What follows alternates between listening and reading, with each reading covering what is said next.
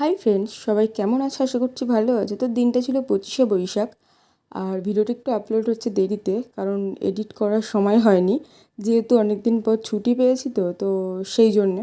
তো আমরা বেরিয়ে পড়েছি ভিক্টোরিয়ার উদ্দেশ্যে। তো এই যে যাচ্ছি, বসে বসে ঘুরতে ঘুরতে চারিদিকে দেখতে দেখতে। তো রাস্তা যেতে যেতে না, এই রাস্তাটার মধ্যে মানে বেশ ভালো লাগে এই রাস্তাটায় যেতে। তো এই রাস্তা দিয়েই আমরা যাচ্ছিলাম। আর এদিকে না মানে একটা ছাতুর দোকান আছে, তো চলো তোমাদেরকে দেখাচ্ছি। এই যে হচ্ছে ছাতুর দোকান। তো আমরা যখনই এখান থেকে যাই, মানে এদিক থেকে যখনই যাই, আমাদের পেট ভর্তি থাকুক বা খালি থাকুক যাই থাকুক, এই দাদার কাছ থেকে ছাতু খেতে দারুণ লাগে। মানে এই দাদা হচ্ছে আমাদের মতো পুরোপুরি নর্মাল নয়, কিন্তু মানে এত হাসি খুশি আর এত মানে মন ভালো ওনার।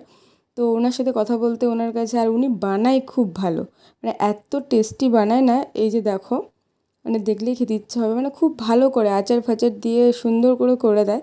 তো আমাদের পেট ভর্তি থাকুক খালি থাকুক আমরা ওই দাদার থেকে খাই, উনিও একটু খুশি হয়। মানে দোকানটা কিন্তু দেখে মনে হচ্ছে একদম ফাঁকা, তেমন চলে না বা কিছু, মোটামুটি যা চলে ওনার মতো চলেই যায়। তো ওনার কাছে এই 4-5 বার মতো খেলাম এটা নিয়ে। তো তারপরে আমরা আবার রওনা দিলাম বাইকে করে। তো আমার তো খেয়ে দেয়ে কাজ নেই, পেছনে বসে বসে শুধু এইসবই করা। আর মাঝে মধ্যে ওর সাথে গল্প করছিলাম, গল্প করতে করতেই যাচ্ছিলাম। তো আমরা ফাইনালি চলে গেলাম ভিক্টোরিয়ার সামনে। তো এখানে পার্কিংটা অনেক দূরে, তো সেই জন্য আমাদেরকে এখানে যে গার্ড দিচ্ছিল ওই দাদাই বললো যে পাশে রেখে দাও, তো ওকে কিছু চার্জ দিতে হলো। চলে আসলাম ভিক্টোরিয়াতে। এই যে দেখো, তো প্রচণ্ড রৌদ্র। তো ঘুরি, পরে তোমাদের সবটা শেয়ার করছি, দেখতে থাকো ভিডিওটা।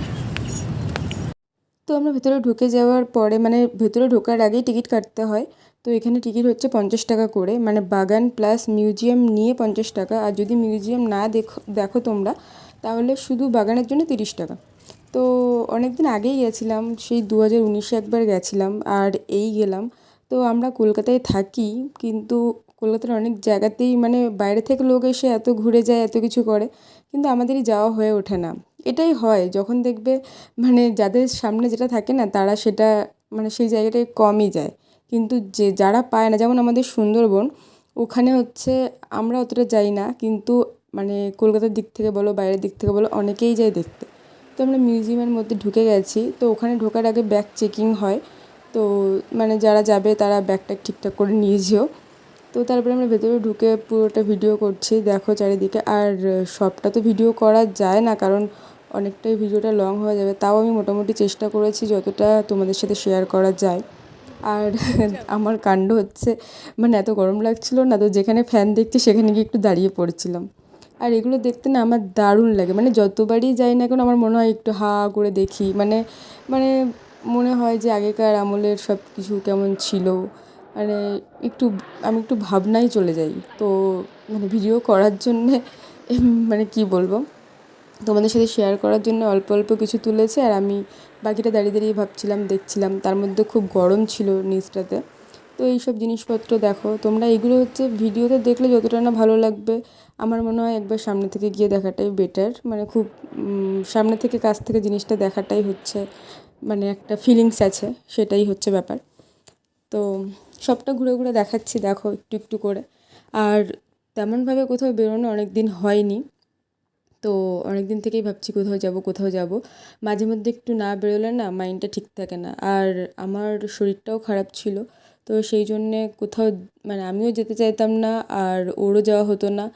তো মানে কী করব, এখন একটু ভালো আছি আমি। তো সেই জন্যে আমার মানে মনে হয় মাঝে মাঝে যে একটু ঘোরা ভালো মাইন্ডের জন্যে। সবসময় তো মানুষ কাজের মধ্যে থাকে, কিন্তু তার মধ্যেও যদি একটু ঘুরে ফিরে কাটানো যায় তো সেটাই ভালো। আর আমার এখন প্রায় টানা অনেক দিনই ছুটি আছে, তো সেই জন্যে আমি একটু ঘুরেই নিই। আমি ভাবি কি যে যখনই ছুটি থাকবে তখনই টানা ঘুমাবো, কোথাও যাব না, কোথাও বেরোবো না, ঘরের মধ্যে রান্না করব, খাবো দাবো আর ঘুমাবো। কিন্তু কি হয়, যখন ছুটিটা যখন হয় না, তখন 1 থেকে 2 দিন, 1 থেকে 2 দিন আমি একটু ঘুমিয়ে নিই, তারপরে মনে হয় না এর বাড়ি থেকে ঘুরে আসি, ওখান থেকে ঘুরে আসি, সেখান থেকে ঘুরে আসি। মানে এগুলো তোমাদেরও হয়তো হয়, মানে তো যাদের যাদের হয় তারা বুঝবে এটা, যারা আর সবথেকে বড় কথা যারা একা থাকে না, তাদের হয়তো রোজকার সবার সাথে কথা হয়, কিন্তু মানে কী বলবো, মানে মানুষের সাথে সামনে থেকে যে ব্যাপারটা, বাবা মা ফ্যামিলি সবার সাথে থেকে যে মানে আনন্দটা হয়, সেটা একা একা কিন্তু হয় না। আমরা যতই রোজকার কথা বলি, দুবেলাই হয়তো মার সাথে কথা হয়, দিদিদের সাথে কথা হয়, সব ফ্যামিলির সাথেই কথা হয়, কিন্তু তাও সেটা আসে না। তো চলো ভিক্টোরিয়া এবার ওপরটায় যাই। তো এই যে আমরা ওপরটায় চলে যাচ্ছি, আর ফাইনালি ওপরে ঢুকে আমি একটু শান্তি পেয়েছি, কারণ এখানে হচ্ছে এসি আছে। তো অনেক পুরানো পুরানো বই আর এইগুলো হচ্ছে ভিডিওর মাধ্যমে দেখানো হচ্ছিলো, তো একটু দাঁড়িয়ে দাঁড়িয়ে দেখছিলাম ওগুলো। আর এই যে সব মানে অনেক পুরানো পুরানো লেখা, অনেক কিছু দেখে বুঝতেই পারছো তোমরা। তো পুরোটা ঘুরিয়ে ঘুরিয়ে দেখাচ্ছি। আর আমার এই বন্দুকগুলো দেখে তো খুব মানে আফসোস হচ্ছিলো, বিশেষ করে এই বড়টা, কারণ আমি যখন এনসিসি করতাম তখন আমাদের ফোর্ট উইলিয়ামে নিয়ে যাওয়া হয়েছিল।